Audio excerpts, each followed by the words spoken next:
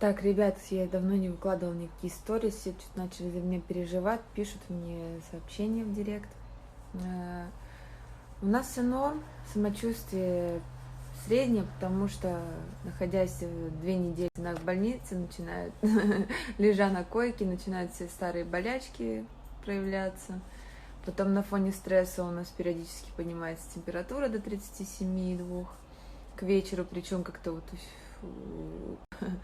у меня, у соседки как бы один в один по градусам. Утром все в порядке. В общем, пока мы не начинаем нервничать, пока мы не начинаем читать новости мировые по ситуации о коронавирусе, мы чувствуем себя более-менее хорошо.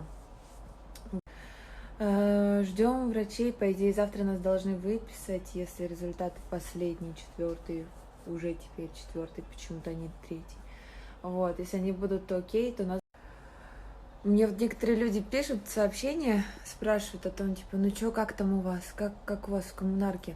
А мы не знаем, как у нас. И они как бы в надежде услышать, что у нас все прекрасно, тут все хорошо, все идут на поправку. Мы даже не знаем, кто болеет, а кто не болеет. У нас кого-то выписывают, кого-то оставляют.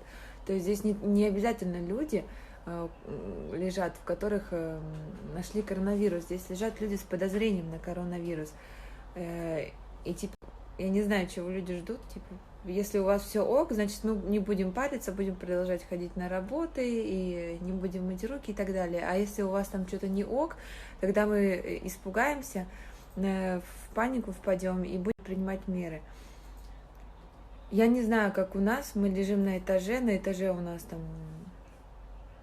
нам выходить в коридор запрещено, у кого-то периодически находят, кого-то привозят, кого-то отпускают, но факт есть факт.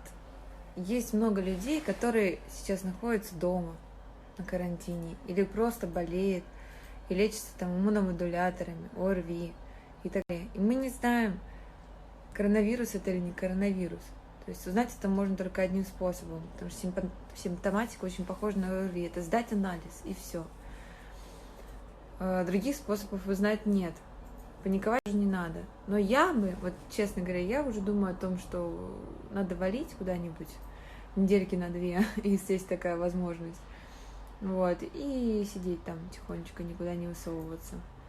Потому что ничего мы не знаем, и врачи сами ничего не знают, держат нас тут, наблюдают, мы как подопытные кролики тут. Заболеем, не заболеем.